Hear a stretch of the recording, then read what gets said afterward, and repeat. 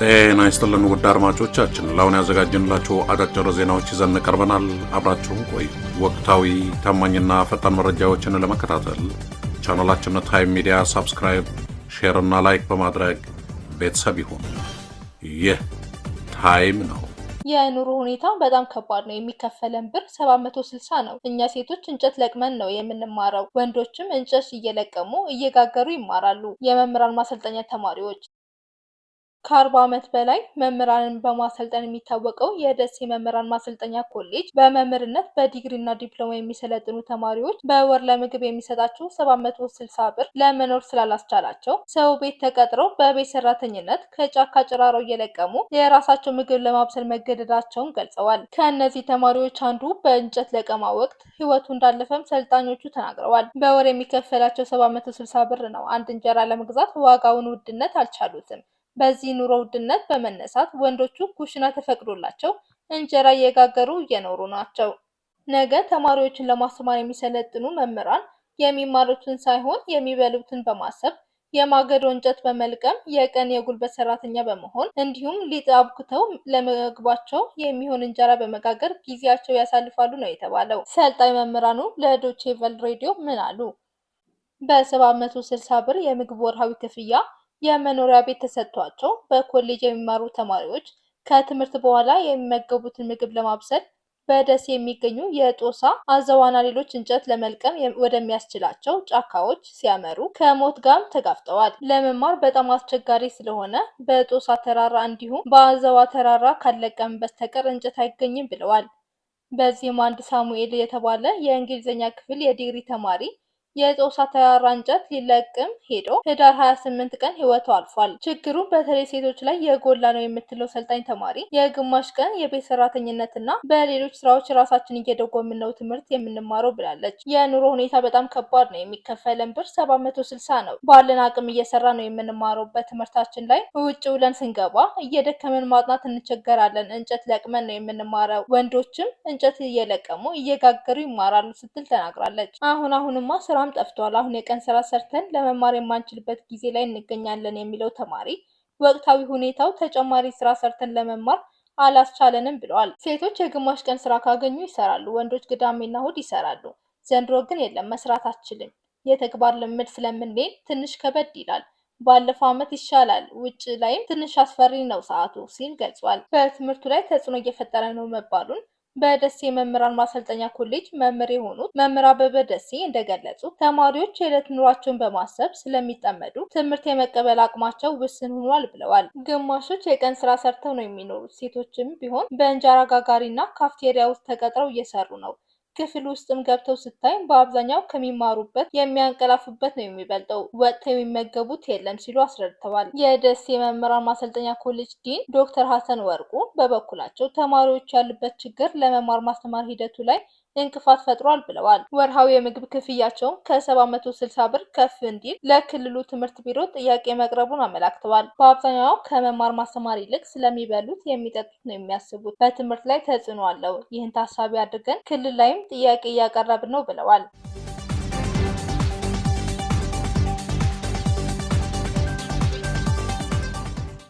በኦሮሚያ ክልል ምስራቅ ሐረርጌ ዞን ከሶማሊያ ክልል ጋር የሚዋሰነው ጪናክሰን ወረዳ የገጠር ቀበሌዎች ባለፉት 2 ሳምንታት ከሶማሌ ክልል የተነሱ ታጣቂዎች በፈጸሟቸው ጥቃቶች 6 ሰዎች ተገድለው ከ10 በላይ የሚሆኑት አካል ጉዳት እንደደረሰባቸው ቢቢሲ አፋን ኦሮሞ ዘግቧል። በዚህ ሳምንት በተፈጸመ ጥቃት ወደ 2 መምህራን ተገድለው 3ቱ አካል ጉዳት እንደደረሰባቸው መስማቱንም ዘገባው ጠቅሷል። ዜና ምንጩ ስለ ግድያው የወረዳውን ዋና አስተዳዳሪ ሙስጠፋ ኡመር ጠይቁ አስተዳዳሪው ምላሽ ለመስጠት ፈቃደኛ እንዳልሆነ አውስቷል። የተመድ የሰብአዊ ጉዳዮች ማስተባበሪያ ቢሮ በቅርቡ ባወጣው ሪፖርት በሁለቱ ክልሎች መካከል በተቀሰቀሰው የድንበር ግጭት ከሐምሌ ወር 2017 ዓ.ም ወዲህ ከ288,000 በላይ ሰዎች መፈናቀላቸውን አሳውቆ ነበር።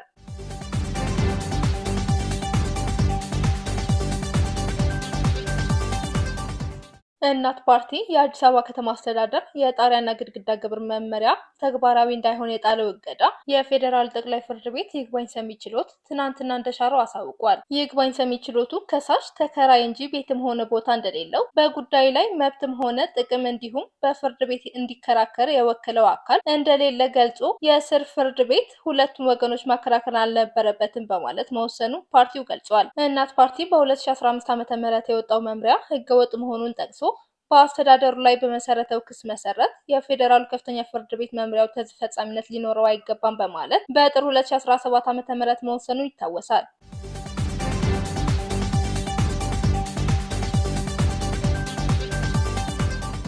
ብሔራዊ ባንክ የባንኮች ከፍ ያለ መጠን ያላቸው የአክሲዮን ዝውውሮችን ለመቆጣጠር ወይም ለማገድ ስልጣን የሚሰጠው ረቂቅ መምሪያ ማዘጋጀቱ አሳውቋል። ረቂቅ መምሪያው ከባንኮች ከፍተኛ ድርሻ የሚገዙ አካላት የገንዘባቸውን ምንጭ እንዲያሳውቁ የሚያስገድድ ነው። መምሪያው የአክሲዮን ዝውውሮች ግልጽና ዓለም አቀፍ መስፈርቶችን በአሟላ መልኩ እንዲካሄዱ ለማረጋገጥ ያስችላል ተብሏል። ባንኩ ረቂቅ መምሪያውን ለባለድርሻ አካላት ውይይት ማቅረቡን በማህበራዊ ትስስር ገጹ ላይ ገልጿል።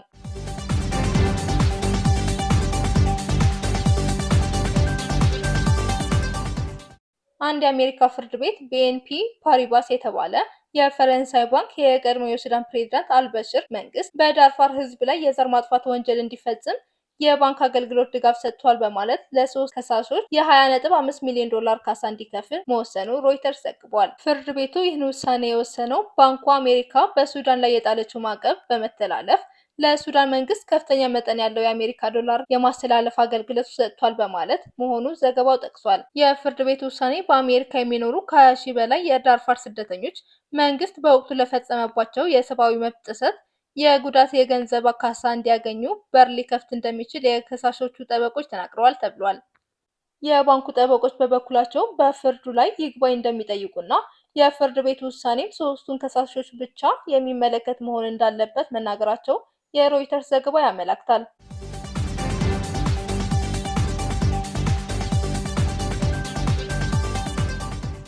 የኤርትራ ማስታወቂያ ሚኒስትር የማነ ገብረመስቀል የኢትዮጵያ ብልጽግና ፓርቲ አንቂዎችና ተንታኞች የኤርትራ የነጻነት ትግል በውጭ ኃይሎች ተንቀሳቃሽነትና ድጋፍ ሰጪነት የተካሄደ እንደሆነ በመግለጽ ላይ ይገኛሉ በማለት ዛሬ በማህበራዊ ትስስር ገጻቸው ላይ ባሰፈሩት መልእክት ተከሰዋል። የትናንትና ታሪክ በውሸት ብዛት ሊፋቅ አይችልም ያሉት የማነ ኤርትራ በልጆቿ መስዋዕትነት ነጻነቷን ያገኘችው በየተራ በአሜሪካና በሶቪየት ህብረት ይደገፍ ከነበረ መንግስት ጋር ተዋግታ ነው ብለዋል። ሌላው ቢቀር በኤርትራ ላይ አስከፊ ግፍ የፈጸሙ ኃይሎች ለታሪካዊ ወንጀሎቻቸው ይቅርታ መጠየቅ እንጂ በኤርትራ ቁስል ላይ ጨው መነስነስ አልነበረባቸውም በማለት የማነ ወቅሰዋል።